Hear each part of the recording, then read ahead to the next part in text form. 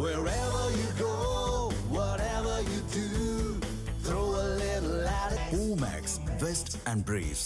என்னை எதிர்த்து போட்டியிடும் காங்கிரஸ் வேட்பாளர் குற்றப்பின்னணி கொண்டவர் என்பதால் அவருக்கு அளிக்கப்படும் வாக்குகள் வீணடிக்கப்படும் என விளவங்கோடு பாஜக வேட்பாளர் விஜயதரணி தெரிவித்துள்ளார்.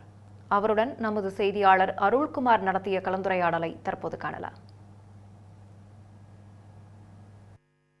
2026 சட்டமன்ற தேர்தல் பிரச்சாரம் என்பது சூடுபிடித்திருக்கிறது. கன்னியாகுமரி மாவட்டத்தை பொறுத்தளவில் தேசிய ஜனநாயக கூட்டணி வேட்பாளர் பாஜக வேட்பாளர் விளவங்கோடு சட்டமன்ற தொகுதியில் தீவிர தேர்தல் பிரச்சாரத்தில் ஈடுபட்டு வருகிறார். விஜயதரணி அவரோடு நாம் பேசலாம், கூடுதல் தகவல்களை கேட்கலாம். எதிர்க்கட்சியை சார்ந்த காங்கிரஸ் வேட்பாளர் குற்ற பின்னணிகள் கொண்டவர்.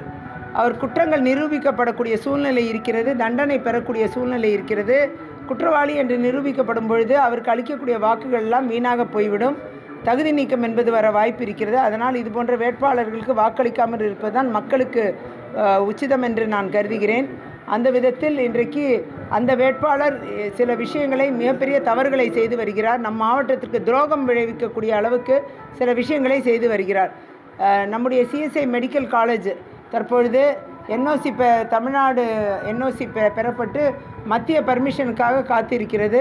இந்த சூழ்நிலையில் இந்த வேட்பாளர் தன்னுடைய காரக்கோணம் மெடிக்கல் காலேஜில் இருக்கக்கூடிய சப் சென்டர்ஸ், அது கேரளாவில் உள்ள ஒரு மெடிக்கல் காலேஜ், அதோடைய சப் சென்டர்ஸு கன்னியாகுமரி மாவட்டத்தில் 7 சப் சென்டர் கொண்டு வந்து அது மூலமாக வரக்கூடிய வருமானங்களை கேரளாவுக்கு உள்ள மெடிக்கல் காலேஜுக்கு ஈட்டி தருவதற்கும் இங்கேருந்து ஸ்டூடெண்ட்ஸை கொண்டு போய் அந்த காலேஜில் சேர்க்கறதுக்கும் முயற்சி நடக்கிறது. இதன் மூலமாக சிஎஸ்ஐ மெடிக்கல் காலேஜோட பெர்மிஷனை தடுக்கிறதுக்கு முயற்சி பண்ணுறாரு. நான் வெற்றி பெற்று வந்த பிறகு சிஎஸ்ஐ மெடிக்கல் காலேஜ் மத்திய பர்மிஷன் என்ன உண்டோ அதற்குண்டான முயற்சியில் நிச்சயமாக ஈடுபட்டு அதற்காக உதவியாக நான் இருப்பேன்.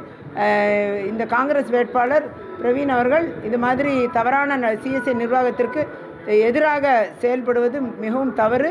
இந்த மெடிக்கல் காலேஜ் வரவிடாமல் தடுத்து காரக்கோணம் மெடிக்கல் காலேஜ் முக்கியத்துவம் பெறுவதற்கு அவர் வெட்டுமணியில் 20 சென்ட் நிலம் கூட பார்த்து விட்டார் இந்த சப் சென்டர் கொண்டு வருவதற்கு. இது போன்ற 7 சப் சென்டர்களை கன்னியாகுமரி மாவட்டத்தில் பிளான் பண்ணியிருக்காரு. இது வர்றதுனால நம்ம சிஎஸ்ஐ மெடிக்கல் காலேஜுக்கு ஆனால் பர்மிஷனும் பிரச்சனையில் வரும், அதே நேரம் அவர்களுக்கு உண்டான முக்கியத்துவமும் இல்லாமல் ஆகிடும்.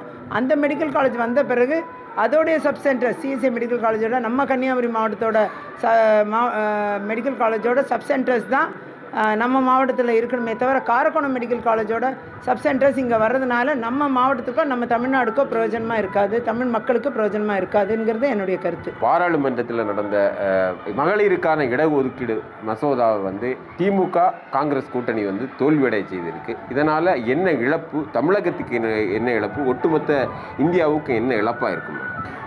காங்கிரஸ் திமுக கூட்டணி எதிராக வாக்களித்திருக்கிறார்கள். அந்த அளவில் இன்றைக்கு பெண்கள் இடஒதுக்கீடு மசோதா வெற்றி பெறக்கூடாது என்பதற்காக, அதை அமலுக்கு கொண்டு விடக்கூடாது என்பதற்காக திட்டமிட்டு இன்றைக்கு இந்த நடவடிக்கையில் ஈடுபட்டிருக்கிறார்கள்.